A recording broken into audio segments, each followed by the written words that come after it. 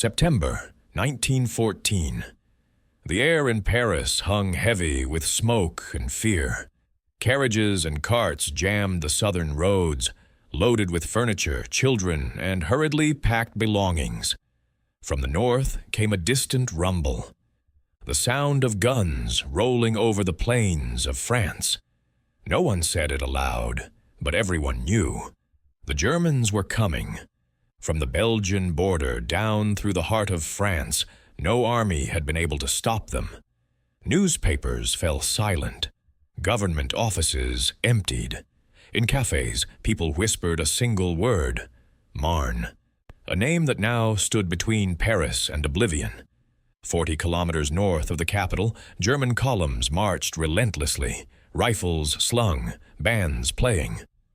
Every soldier believed the war would be over in a matter of days. Paris, the city of light, was about to become the ultimate prize. And standing on the balcony of the Hôtel de Ville, looking north into the haze, was one man, Joseph Gallieni, the aging general newly recalled from retirement and ordered to defend Paris at all costs. He knew what few dared to admit. If the Germans crossed the Marne, France would collapse. There was no second line of defense, no fallback plan. They would stand or fall here, on the banks of that river. To understand how France reached this desperate hour, we must rewind to the summer's beginning. On August 4th, 1914, Germany invaded Belgium. But in truth, the war had been planned more than a decade earlier in the quiet halls of Berlin's General Staff. The architect was Alfred von Schlieffen, a cold, methodical strategist who believed wars could be won like geometry problems, with precision and timing. His idea was deceptively simple. To defeat France, don't strike its heart, strike its flank. Rather than attacking through Alsace-Lorraine, where French defenses were strongest, the German army would swing wide through neutral Belgium, sweep down across northern France, and encircle Paris from the west. The plan demanded total speed and coordination. France must fall within 6 weeks before Russia could fully mobilize in the east. Schlieffen died in 1913, but his blueprint remained. His successor, Helmuth von Moltke the Younger, decided to execute it when war broke out. But, as with all perfect plans, it depended on everything going perfectly. Every course, every timetable, every bridge and railway had to align with mechanical precision. A single delay could unbalance the entire design. August 1914, the German armies poured into Belgium. The Belgians fought bravely, but resistance only slowed the inevitable. Liège fell. The colossal 400 TWT Big Bertha guns reduced fortresses to rubble in hours. British troops landed in France, but were quickly swept up in the German advance.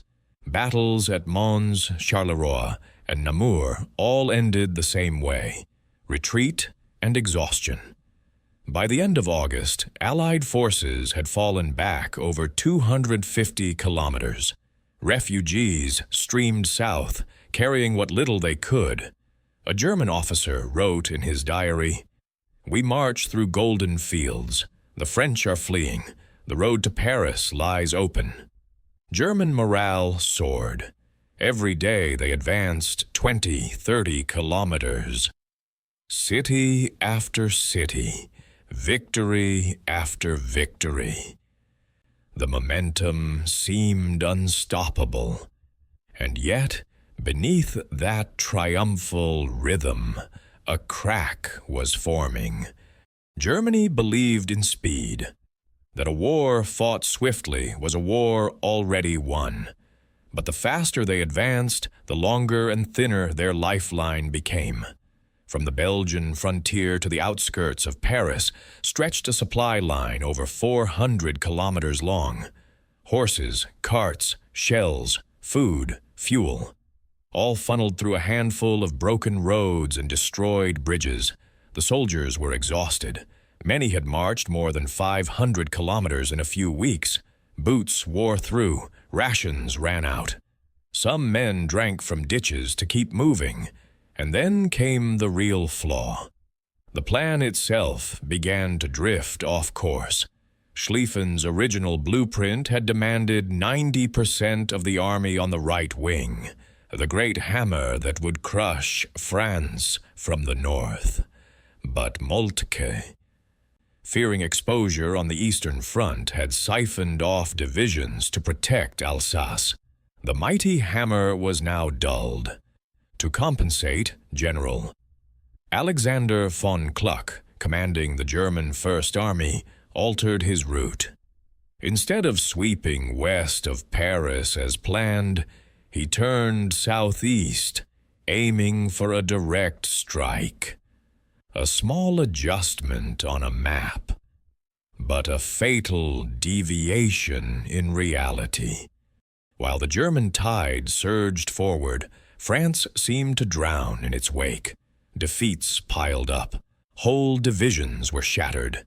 In Paris, panic spread. Rumors whispered that the government was preparing to flee. Newspapers stopped printing.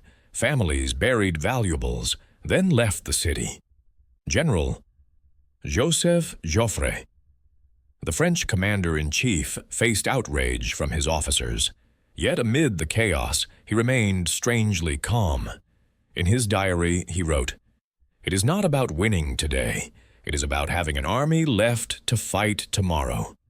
Quietly, he reorganized the broken forces, dismissing generals, merging units, re-establishing discipline. By early September, as the Germans closed within 40 kilometers of Paris, Joffre decided to risk everything on one final move. Meanwhile, Gallieni, overseeing Paris's defense, noticed something unusual on reconnaissance maps. The German right wing, von Kluck's army, which should have swung west around the city, was instead turning eastward, exposing its left flank. Gallieni's instincts ignited. This is it, he thought. This is the chance. If they could strike into that gap, they could cut the German line in two. He telegraphed Joffre, "I can attack their flank. Request authorization." No one could be sure. If the counterattack failed, Paris would fall. But if they waited another day, the chance would vanish forever. Joffre studied the map for a long time. Then he gave his order. 4 quiet words. Attack. At once. September 3rd, 1914. At headquarters in Paris, Gallieni gathered his officers. On the table lay a map of northern France, with a jagged pencil line marking the widening gap between von Kluck and von Bülow's armies. Gallieni pointed to that empty space and said softly, "Here lies their heart. If we strike here, they will bleed." No one spoke. They all understood. This would be France's first counterattack after 3 weeks of retreat, a desperate gamble, but the only one left. That night, troops began to move. Convoys rolled through Paris under cover of darkness. Hundreds of taxis ferried soldiers to the front. Ordinary drivers unknowingly carrying men toward destiny. To the north, the British Expeditionary Force advanced in step. Along a front hundreds of kilometers long, an entire army shifted silently toward the Marne River. On the morning of September the 5th, mist clung to the fields. Then from the horizon came the first thunder of artillery. The Battle of the Marne had begun. At dawn, the mist over the Marne hung low and silver. From the horizon, the rumble of guns rolled across the fields.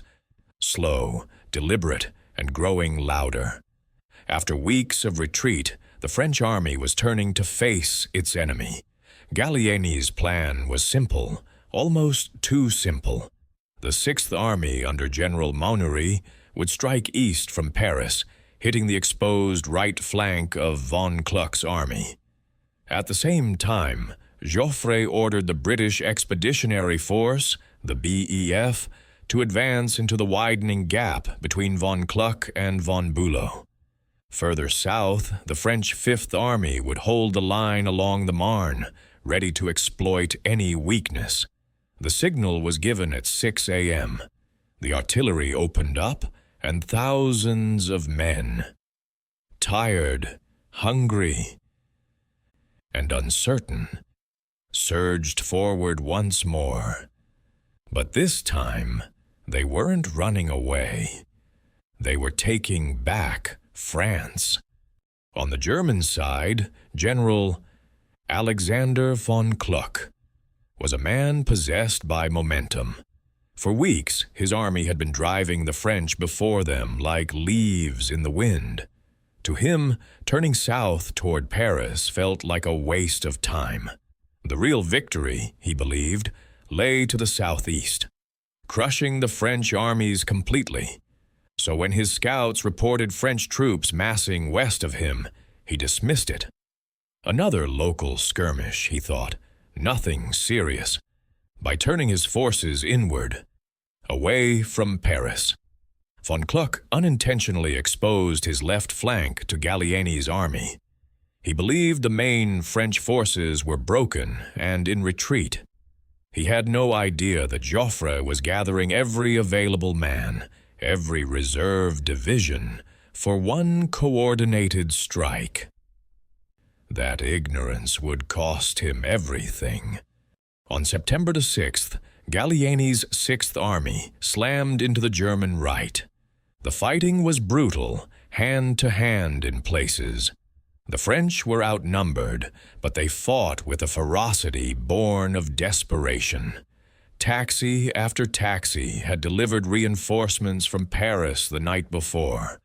Ordinary drivers who had left their fares and turned their cars into troop transports. By morning, thousands of fresh soldiers were in position. As the French pressed the attack, von Kluck realized the danger too late. His right wing was stretched thin. Communications with von Bülow's Second Army were breaking down. The gap between the two German armies, once just a few miles wide, was now yawning open. Gallieni saw it first. Joffre confirmed it. And the British, cautious but resolute, began moving straight into that gap. By September 7th, the battle had turned into chaos. Von Kluck, enraged and unwilling to retreat, wheeled his entire army westward to crush Gallieni's attack.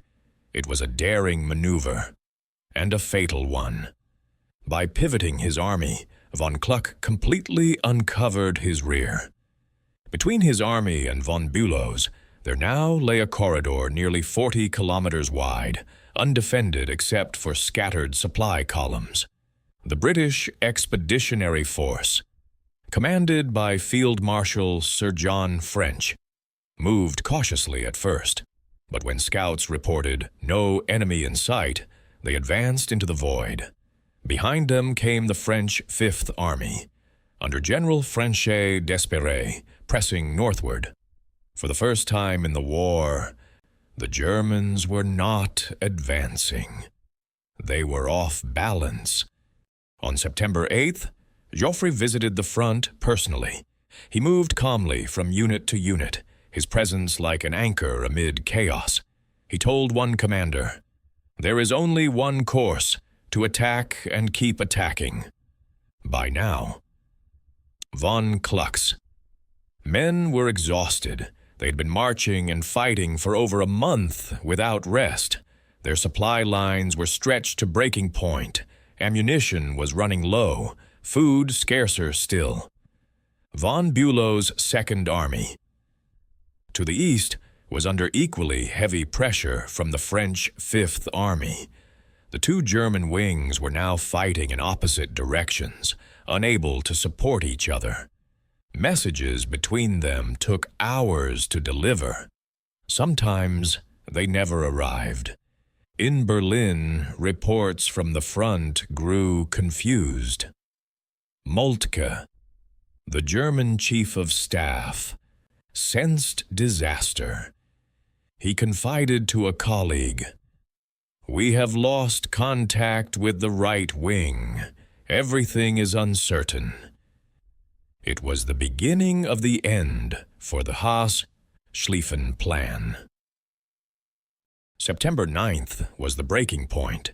Morning fog blanketed the fields along the Marne. When it lifted, the full scope of the German predicament became clear. Von Kluck's army, isolated and bleeding, was fighting on two fronts. West against Gallieni, south against the British. Von Bülow's forces, hammered by the French Fifth Army, began to falter. In the chaos, the Second German Corps, once the hinge of the entire operation, was nearly annihilated. By midday, German staff officers were sending desperate messages back to Moltke. "We are outflanked, enemy in the rear, immediate retreat advised." Moltke, paralyzed and shaken, ordered a general withdrawal. It was the first time since the war began that Germany had retreated. He knew what it meant. The dream of a 6-week victory. The heart of Schlieffen's plan was dead. The retreat began silently on the night of September 9th. Columns of weary soldiers marched north in the dark, stepping over the bodies of the fallen. They left behind thousands of wounded and hundreds of abandoned guns. The French and British advanced cautiously, too stunned to believe it was real. When dawn came, the fields were littered with broken helmets, discarded rifles, and burned wagons. Joffre's troops were too exhausted to pursue far, but the victory was undeniable. The German armies pulled back to the Marne River and dug in the first trenches of a new kind of war. The Battle of the Marne had cost over 500,000 casualties on both sides. Entire villages were erased. Rivers ran red with silt and blood. Yet for France, it was not just a military victory. It was a resurrection. A nation that had been retreating for a month had turned and held its ground. Paris was saved. When Gallieni received confirmation of the German withdrawal, he said quietly, "We have won a great victory. It may not be decisive, but it is salvation." Joffre, ever composed, sent a message to his soldiers. The Battle of the Marne is immortal. The enemy's dream of victory is broken. And in Berlin, Moltke broke down in front of the Kaiser. "Majesty," he whispered, "we have lost the war." He was not entirely wrong. For though 4 more years of slaughter awaited, Germany would never again come so close to total victory. The Battle of the Marne was not just a clash of armies. It was a clash of ideas. The Germans had believed that speed and planning could win wars, that precision could replace adaptability. The French, after their early disasters, rediscovered something deeper. The power of resilience and timing, Gallieni's intuition, Joffre's calm, the discipline of ordinary soldiers. And yes, even those Paris taxi drivers. All came together in a moment of impossible balance. 1,000 small decisions, each made in exhaustion and fear, converged into what history would call a miracle. The Marne did not end the war. It only transformed it. The dream of movement gave way to the nightmare of trenches. but it also ensured that France would live, to fight another day. And perhaps more than anything, it reminded the world of a truth as old as war itself. Speed wins battles, but adaptability wins wars. The guns fell silent on the evening of September 12th, 1914. The thunder that had shaken northern France for a week faded into a distant echo, swallowed by rain and exhaustion. Along the Marne, the air reeked of smoke, mud, and decay. Thousands of bodies, French, German, British, lay unburied in the fields where they had fallen. The ground itself seemed to breathe, soaked with blood. For the first time in a month, Paris slept without fear. But no one celebrated. Victory had come, yes, but it felt nothing like triumph. Gallieni, the old general who had saved the city, stood at his window that night and whispered to his aide, "We have won a great battle, but the war has only begun." He was right. In Berlin, news of the retreat struck like lightning. For weeks, the German people had been told of unstoppable victories, of a march to Paris that could not fail. And then, suddenly, it was over. Chief of Staff, Helmuth von Moltke the Younger. The man who had inherited Schlieffen's dream broke down when he faced the Kaiser. His words were barely audible. "Your Majesty, we have lost the war." He wasn't entirely wrong. Germany had not been defeated militarily. Not yet. But the illusion of control, of a war fought by clockwork precision, had shattered. The Schlieffen Plan had been a masterpiece of logic. But logic had met the chaos of reality. Roads clogged with refugees, horses dead from exhaustion. Generals too far apart to communicate, decisions made hours too late. The Germans fell back to the Marne River, where they dug trenches into the earth, the first lines of what would soon stretch from the Swiss border to the North Sea. And just like that, the war changed forever. By late September, both armies were entrenching furiously. The age of movement, the grand Napoleonic visions of sweeping maneuvers, was gone. In its place came a static, grinding war of endurance. Soldiers who had once marched proudly now spent days knee-deep in mud, surrounded by rats and corpses. The Marne had ended one kind of war and begun another, a war that would devour an entire generation. When Joffre visited the front lines, he saw what the new reality meant. Rows of men digging, hammering, reinforcing, as far as the eye could see. He said nothing. Only later, in his private notes, he wrote, "The victory at the Marne saved France and condemned Europe." The numbers were staggering. In just 1 week of fighting, more than 500,000 men were killed, wounded, or missing. Over 250,000 of them were French. For the Germans, nearly the same. Entire regiments ceased to exist. Villages vanished beneath shellfire. Rivers ran red with the soil of Champagne. Yet amid the horror, the people of France rediscovered something they had lost in the summer's panic: faith. For weeks, they had been told they were finished.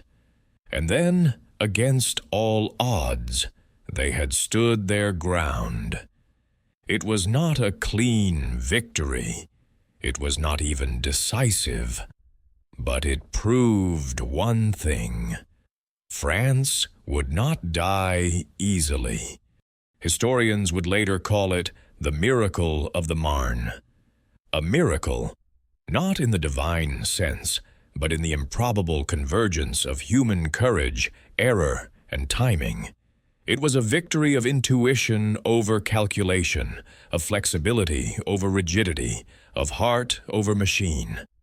Gallieni's quick thinking, Joffre's calm steadiness, the stubborn valor of soldiers who refused to retreat one step further, even the Paris taxi drivers ferrying troops through the night, all played a part in shaping what the world would remember as the turning point of 1914. If the Germans had won at the Marne, history would look very different. France might have fallen, Britain might have withdrawn, and the First World War might have ended within months, under German domination. Instead, it would drag on for 4 more years, consume millions of lives, and redefine the very meaning of modern war. For France, the Marne became more than a military victory. It became a story of survival. In schools and newspapers, it was spoken of as le miracle de la Marne, a moment when the nation's soul, not its weapons, had saved it. The psychological shift was profound. Where there had been despair, now there was endurance. Where there had been fear, now there was defiance.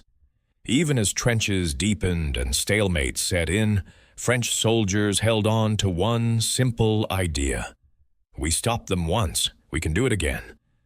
For the Germans, the emotional effect was the opposite. The invincible machine had failed. The confidence that had driven their first month of war turned into frustration and doubt. Officers began to speak quietly of the lost opportunity, the one they had let slip away on the banks of the Marne.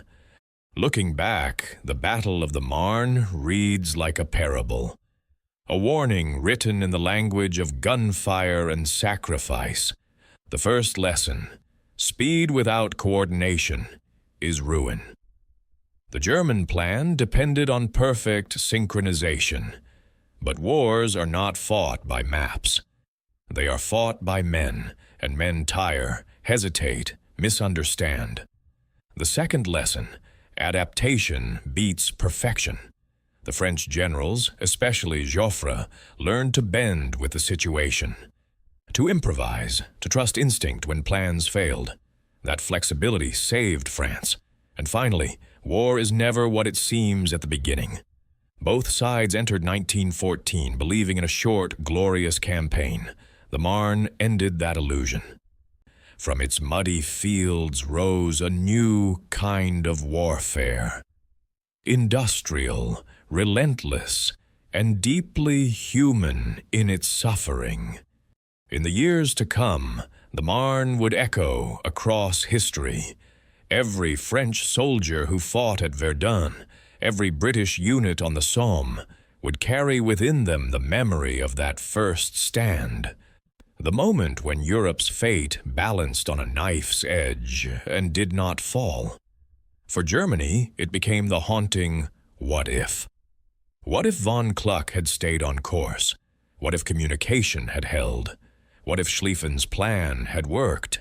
History would never answer. Because history is not mathematics. The Marne proved that wars are decided not only by strategy, but by chance, will, and the human heart. On the banks of the Marne River today, the fields are quiet, the villages rebuilt, the scars covered by time. Yet beneath the soil, fragments of that September remain. Rusted bullets, shattered helmets, the unmarked bones of men who never went home. Every few years, the river floods, and farmers find old shells rising from the earth, like memories refusing to stay buried. And perhaps that is the true legacy of the Marne. That victory and tragedy can share the same ground, that salvation can be born from suffering, and that even when nations stand on the edge of defeat, the will to resist can change the world. The Battle of the Marne saved France, but it also changed humanity.